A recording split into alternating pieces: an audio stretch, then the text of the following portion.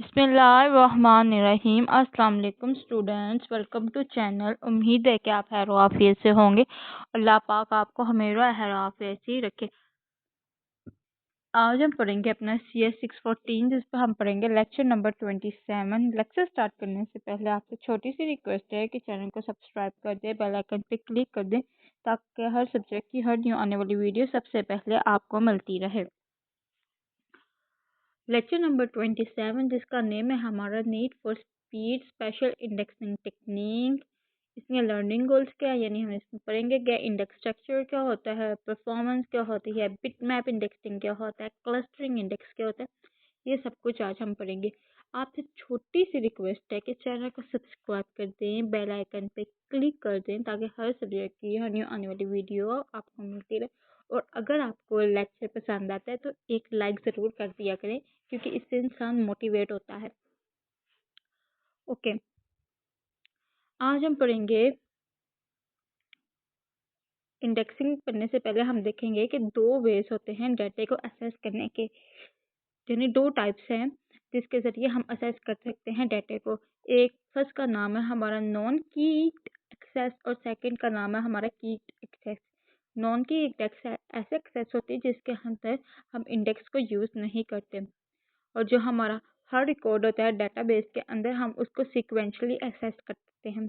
अब sequentially access का मतलब क्या होता है कि पहले हम फर्स्ट रिकॉर्ड पे जाएंगे, फिर सेकंड पे जाएंगे, फिर थर्ड पे जाएंगे एंड सो ऑन। जैसे एक आपके पास एक ना स्टैक है, यानी बुक्स का स्टैक है, उसमें 10 बुक्स पड़ी हुई है। अब आपको ना 6 वाली बुक चाहिए। अब आपने ये नहीं कि एक डायरेक्ट बुक निकाले ऊपर से सारी किताबें गिल से, नहीं, आपने फर्स्ट किताब को टेबल पे रखा, फिर दूसरी किताब को रखा, तीसरी किताब को साइड पे रखा, चौथी किताब को साइड पे रखा, पांचवी किताब को साइड पे रखा। ऐसे आपने किताबों को साइड पे रखते गए, फिर आपने ये जो है 6 बुक पे पहुंच गए। इसको हम कहते हैं सीक्वेंशियली असेस। ठीक है, वो कह रहा है कि ये असेस तब गुड होती है जब आपके पास लार्ज पोर्शन हो, यानी ज़्यादा डाटाबेस हो, वो क्या हो, ग्रेटर देन 85% हो। अब आता है कि असेस ये हमें प्रोवाइड करती है direct addressing of record.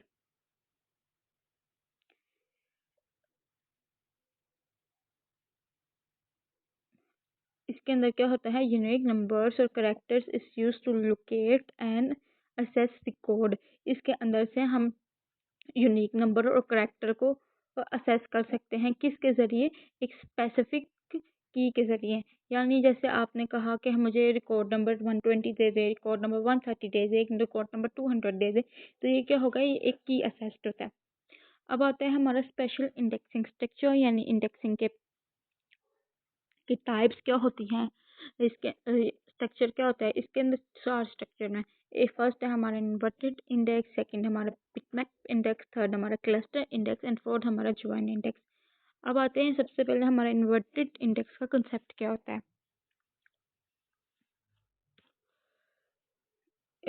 Within the search engine domain, data are searched for more frequently that they are updated. This is typical for data warehouse plates take hardly place given this situation. A structure called an inverted index. ठीक है, आपको पता है inverted index तब इस्तेमाल होती है जहाँ पे हमारा अपडेट रेट बहुत कम होता है। ठीक है, और दुनिया के सबसे बड़ा सर्च इंजन जो हाई थ्रूपुट के साथ सर्च किया जाता है, वो इसमें बहुत ज़्यादा टाइम लगता है, और सर्च इंजन के अंदर जो होती है वो हमारी इन्वर्टेड इंडेक्स टेक्निक को हम यूज़ करते हैं।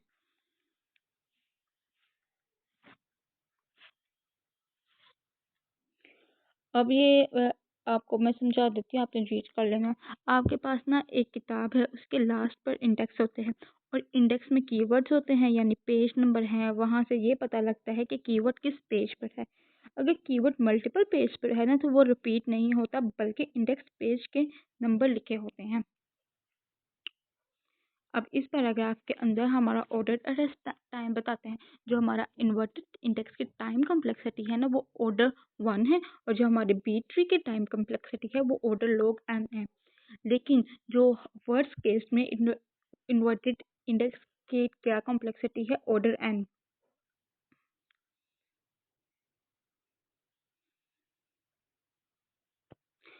इन्वर्टिक जो हमारा इन्वर्टेड इंडेक्स होता है, इसको बनाने की कॉस्ट भी आती है और इसमें स्टोरेज की कॉस्ट एक्सटेंड भी हो जाती है।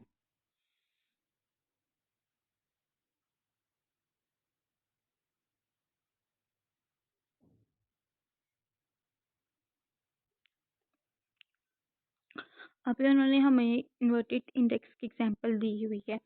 डॉक्यूमेंट वन को इन्होंने डॉक्यूमेंट दिए हुए हैं, यानी डॉक्यूमेंट वन को D1 कहा गया हुआ और डॉक्यूमेंट टू को D2 कहा गया हुआ है। ठीक है, अब डॉक्यूमेंट वन के अंदर उन्होंने क्या दिया गया हुआ है, एक सेंटेंस किया हुआ है कि Mohammad Aslam BS computer science Lahore, and document two में Sana Aslam of Lahore MS computer science with GPS 3 from Karachi campus.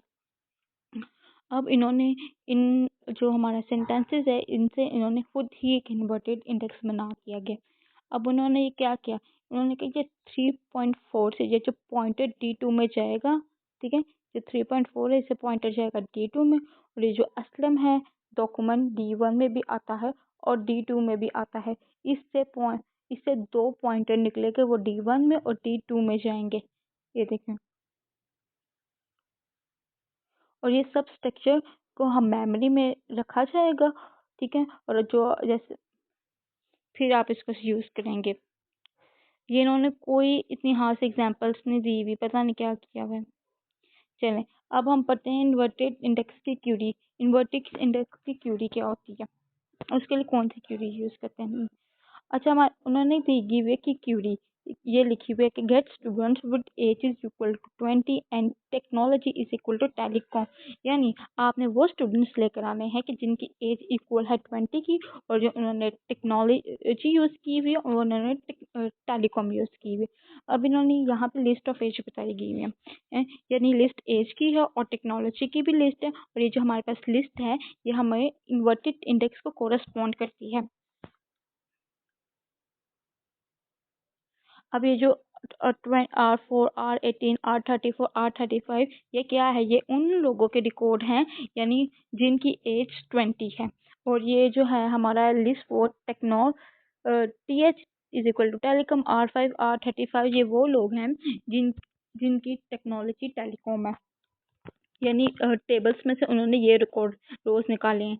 अब आपने इनका आंसर कैसे निकालना, आपने ये जो आपको रो आइडिया निकाली है ना, आपने इन दोनों के ऊपर इंटरसेक्शन करना है। इंटरसेक्शन का मतलब होता है कि जो चीज़ कॉमन आ रही हो दोनों के अंदर, जैसे आपके पास एक सेट है 2 3 और 3 4, ठीक है, अब आपने दोनों में जो चीज़ आती है ना उसको हम कहते हैं इंटरसेक्शन। अब सेट में 3 आ रहा है तो 3 आंसर आएगा, लेकिन मैं आपको ये एग्जांपल समझाती हूँ कि ये देखिए R4 R18 R35, R34 और R35 R5 और R35। अब इन दोनों में क्या कॉमन आ रहा है, ना R4 दोनों में कॉमन नहीं है, R18 है नहीं है, R34 है नहीं है, लेकिन क्या आ रहा है कि R35 आ रहा है। आपने इन दोनों का इंटरसेक्शन लिया, जो इंटरसेक्शन लेके वैल्यू आती है वो आपकी आंसर बन जाती है इंडेक्स क्यूडी के अंदर। ये भी एमसीक्यूज आ सकते हैं कि इंडेक्स क्यूरी के अंदर आप इंटरसेक्शन करते हैं, यूनियन करते हैं, या बहुत इंटरसेक्शन और यूनियन करते हैं, तो ये इस तरह की भी एमसीक्यूज, ये भी एमसीक्यूज एक बन सकता है। इसके बाद हमारे पास जो आता है वो हमारे पास आता है बिटमैप इंडेक्स का कॉन्सेप्ट, कि बिटमैप इंडेक्स क्या होता है। Index on a particular column, इसके अंदर आपके पास क्या होता है कि गिवन टेबल से ना आप कॉलम को आइडेंटिफाई करते हैं। ठीक है, index consist of a number of the bit vectors of bit max, column से आप यूनिक वैल्यू निकाल के बिट वेक्टर बना लेते हैं। ठीक है, each value in the index column has correspondently bit vector, हर वैल्यू जो इंडेक्स कॉलम में होती है उसका एक कॉरेस्पॉन्डिंगली बिट वेक्टर होता है। ठीक है, यानी हर रो के लिए एक एंट्री होगी। The length of the bit vector is the numbers of the record in the base table. Bit vector की लेंथ इक्वल होगी नंबर ऑफ रिकॉर्ड जो है टेबल में है। Okay, the ith bit is set to 1 if the ith row of the base table has the value for the index column. जब ith value change होती है उसके correspond column value first हो जाएगी। ओके, या उन्होंने आपके पास दो टेबल्स दिए हुए हैं। First table bitmap index setting city के लिए है, second table bitmaps index technology के लिए। अब इसके अंदर SID जो है वो इक्वल है हमारी स्टूडेंट ID के। अब जो SID2 है, ये जो हमारी SID2 है उसमें इस्लामाबाद कैंपस में है, और SID2 की जो हमारी टेक्नोलॉजी है कहाँ गई, वो इलेक्ट्रिकल है। हाँ, ये देखो इसकी टेक्नोलॉजी क्या है, वो इलेक्ट्रिकल होती है। अब हमने क्या करना है कि इनको कंपेयर करेंगे, जहाँ एक कॉलम में 1 है, किसी दूसरे कॉलम में उस रो में 1 नहीं होता। ठीक है,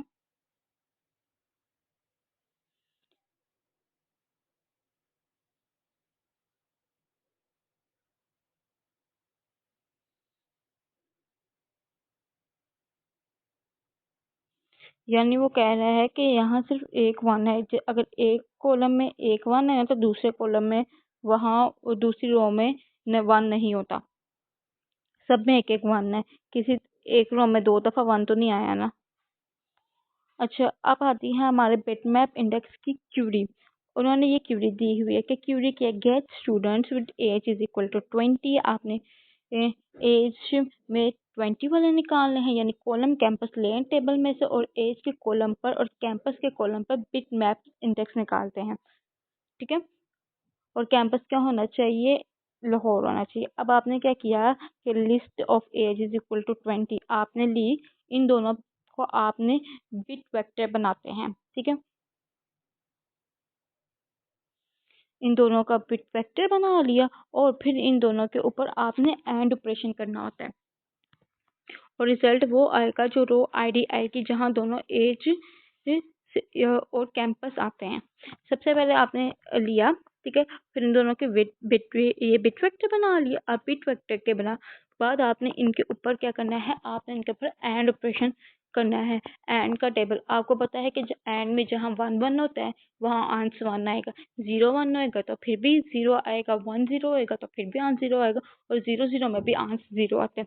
ये जैसे मल्टीप्लाई करना होता है कि 1 मल्टीप्लाई 1 1 आ गया, 0 मल्टीप्लाई बाय 1 0 आ गया, 1 मल्टीप्लाई बाय 0 0 आ गया, और 0 मल्टीप्लाई बाय 0 ये वैसा है। ये मैं आपको समझा देती हूँ। ये देखिए, अब ये एज है और ये लाहौर है। अब इसका बिट फैक्टर ये है। अब 1 1 है तो क्या आंसर आएगा, 1 आ गया। 1 0 है तो क्या आंसर आ गया, 0। 0 1 है तो 0। 1 0 है, 0। 0 0 0 0 0 0 0 0 0 1 0 0, यानी 1 को मल्टीप्लाई करेंगे 0 के साथ तो 0 आएगा, और ये इसका क्या होगा, ये इसका आंसर आ गया।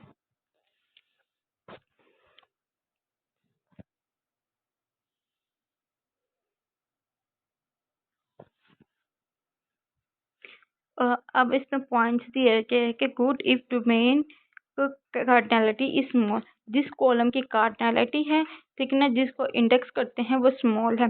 Bit vectors can be complex. Bit vectors को हम कॉम्प्रेस भी कर सकते हैं, क्योंकि बिट मैप के वेक्टर में 0 बहुत ज़्यादा है, इसलिए हम उसको कॉम्प्रेस करते हैं। Run length encoding. Run in अब हम कंप्रेशन किसके ज़रिए करते हैं, रन इन कोडिंग के ज़रिए हम कंप्रेशन कर सकते हैं।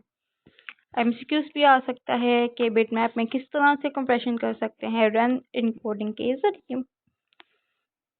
ओके, अब ये आपके पास बिटमैप्स इंडेक्स है, ठीक है ना। अब आपने रन इन कोडिंग के ज़रिए आप किस तरह से कंप्रेशन कर सकते हैं। अब ये आपके पास केस 1 है, ये आपको इनपुट दी हुई है कि 0 0 1 1 0 0 1 1 0 0 0 0। अब ये इसकी आउटपुट है। आउटपुट कैसे आई है, 1 4 कैसे आया, हैश 0 4 कैसे, 1 1, ये यहाँ पे 1 लिखा हुआ, आपने 1 लिख दिया, ठीक है। 4 जितने 1s होंगे ना उतने नंबर लगा देने। 4 1 है तो 4 लिख दिया, ठीक है। फिर आपने इन दोनों को डिफ्रेंशिएट करने के लिए हैश हम इसलिए लगाते हैं कि काउंटिंग को डिफरेंस कर सकें। हैश का साइन लगा दिया। अब इधर क्या लिखा हुआ है, 0, आपने पहले 0 लिख दी। फिर आपने काउंट करना है कि 0 कितने हैं, 0 1 2 3 4, 4 0 है तो आपने 4 लिख देना है। फिर आप न्यू वैल्यू पे चले गए, ठीक है। फिर आपने हैश लगा दी। अब इधर 1 लिखा हुआ है, आपने फिर 1 लिख दिया। अब आप काउंट करें कि 1 कितने हैं, 1 2 3 4, 4 1 है, आपने 4 लिख दिया। अब 0 आ गया तो उससे पहले आपने हैश साइन लगाना है। अब आपने काउंट करना है कि 0 है, ठीक है। अब इसके अंदर कितने हैं, 1 2 3 4 5 6 हैं। फिर आपने हैश लगा दिया, 1 आ गया, पहले 1 लिख दिया, 1 को काउंट करना है, 1 2 3 4 5, कितने 1s आ गए, 5 1s आ गए, तो फिर आपने क्या लिख देना, 5। फिर आपने हैश का साइन लगा दिया, अब क्या आ गया, 0, फिर आपने 0 लिख दिया, ठीक है। अब आपने देखना है कि 0 को काउंट करना है कि 0 कितने हैं, 0 6 है, 6 लिख दिया, फिर हैश लगा दिया। अब 1 आता है, 1 पहले लिख दिया, और अब आपने देखना है कि 1 कितने आते, तो 1 5 मतलब आ गए। ये क्या होगी, इसकी आउटपुट होगी। बाकी दोनों एग्जाम्पल्स भी वैसे ही हैं, तो आपने देख लेनी है। अगर मैं समझाऊंगी तो काफ़ी टाइम लग जाएगा। अब bitmap index more and queries, इधर क्या बताया हुआ है कि अच्छा, also sufficient to bit operation to ask the query, ठीक है ना, which students from Lahore are involved in CS, यानी लाहौर से CS में कौन से स्टूडेंट इन्वॉल्व है। अब इसका आंसर कैसे लेंगे, आंसर पहले आप बिट मैप इंडेक्स बनाते हैं कैंपस के लिए, फिर एंड करना है और आपको आंसर आ जाएगा। फिर how many students are enrolled in CS, आपने देखना है कि इस बिट वेक्टर में हम कितने स्टूडेंट्स इनरोल्ड है सीएस में। तो इसका आंसर कैसे निकलेगा कि इस बिट वेक्टर में 1 को आप काउंट करेंगे और फिर आप उससे इंडेक्स स्पेस बना लेंगे।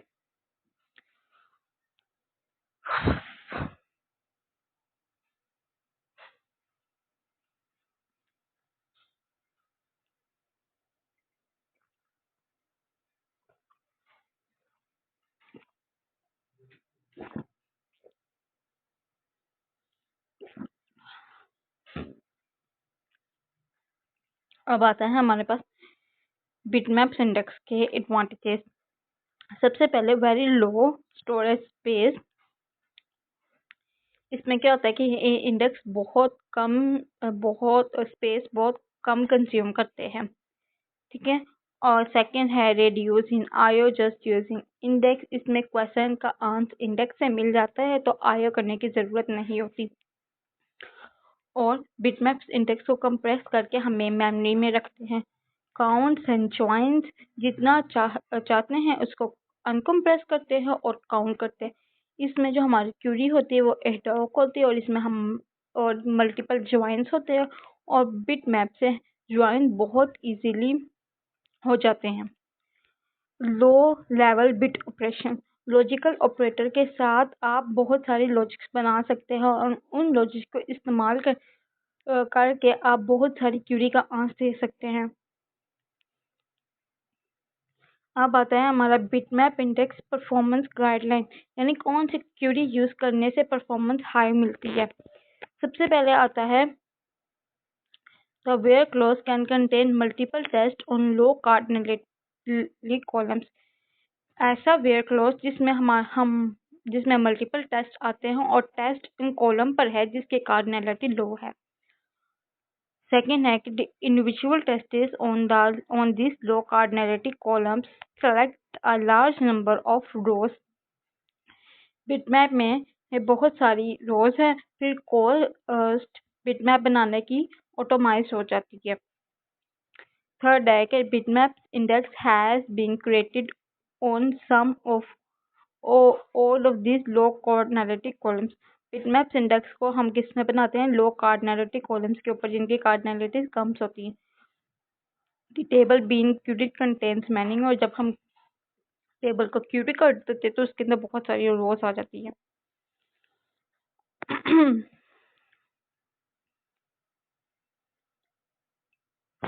अब आता है हमारा बिटमैप के डिसएडवांटेजेस। सबसे पहले लॉकिंग ऑफ मैनी रोज, इसमें लॉकिंग इन्वॉल्व होती है और जब रोज बहुत ज़्यादा इन्वॉल्व हो रही होती है तब इंडेक्सिंग के साथ हम क्यूरी लॉक करेंगे तो बहुत रोज लॉक हो जाएगी।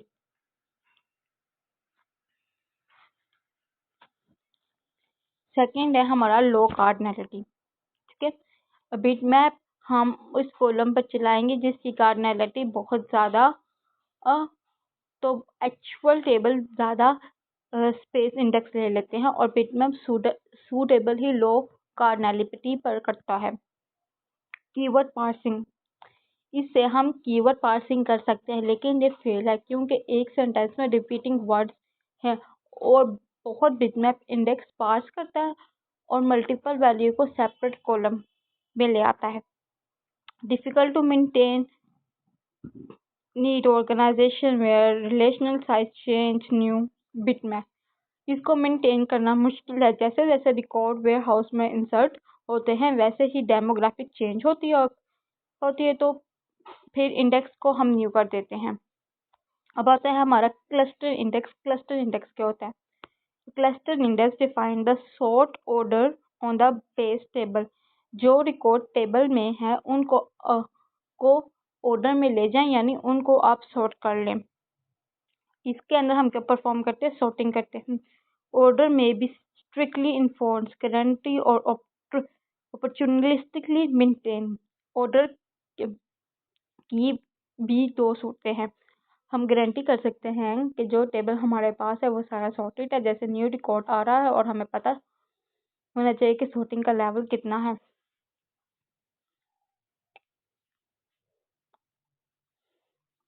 फिर हमारा आता है at most one cluster define pre table. एक क्लस्टर के लिए हमारे पास प्री टेबल होता है। क्लस्टर इंडेक्स में इंक्लूड वन और मल्टीपल कॉलम्स, इसमें एक या मल्टीपल कॉलम्स को हम इंडेक्स कर सकते हैं। रिड्यूस आईओ, ये आईओ को कम कर देता है।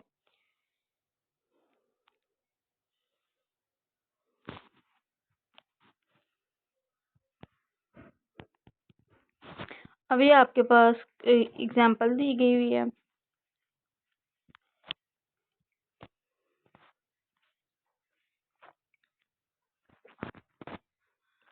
ये आपके पास टेबल है, ठीक है। इसके अंदर आपका टेबल एग्जाम्पल है, इसके अंदर आपको टेबल दिया गया हुआ है, ठीक है। अब इसके अंदर क्या है, जो हमारे पास एज का कॉलम है ना, इसको हमने सॉर्ट कर दिया है।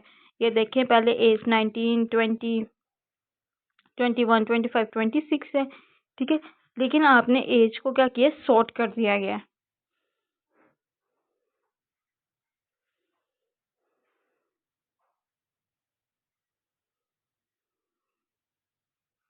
और यहाँ पे एज सॉर्ट नहीं हुई, और जो हमारा सेकंड टेबल है ना, हमने उसको एज को सॉर्ट कर दिया। क्या पहले बिखरी हुई है, पहले 19, 20, 21, 25, 26, 20, 20, 21 है, लेकिन इस टेबल के अंदर हम एज को सॉर्ट कर देते हैं, यानी 19, 20, 20, 20, 21, 25, 26,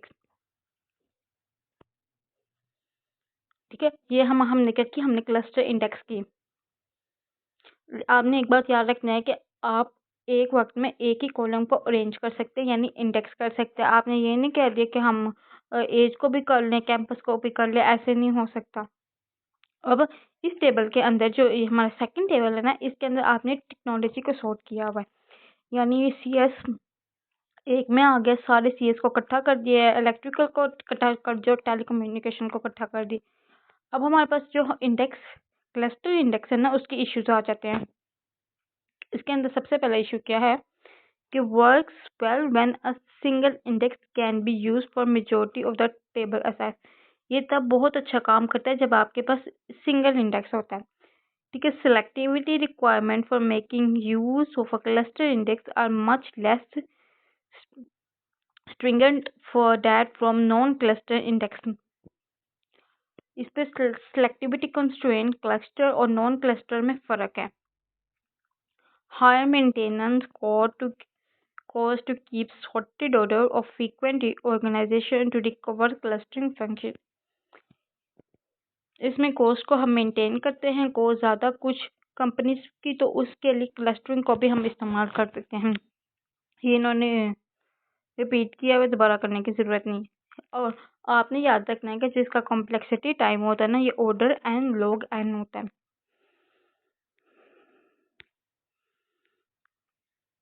अब आ जाता है ज्वाइन इंडेक्स। ज्वाइन इंडेक्स में क्या होता है कि ये आपके पास टेबल है, टेबल को आप प्री ज्वाइन करते हैं, फिर प्री ज्वाइन करने के बाद रिजल्ट रो आईडी को पॉइंट करते हैं, और जहाँ पर टेबल को प्री ज्वाइन करके रिजल्ट को रखा है, फिर वहीं से आप ज्वाइन रिजल्ट को इकट्ठा कर लेते हैं। ये था हमारा आज का लेक्चर। चैनल को लाइक, सब्सक्राइब, शेयर ज़रूर कीजिएगा और अगर आपको वीडियो अच्छी लगती है तो एक लाइक और कमेंट ज़रूर कर दीजिएगा। Thank you.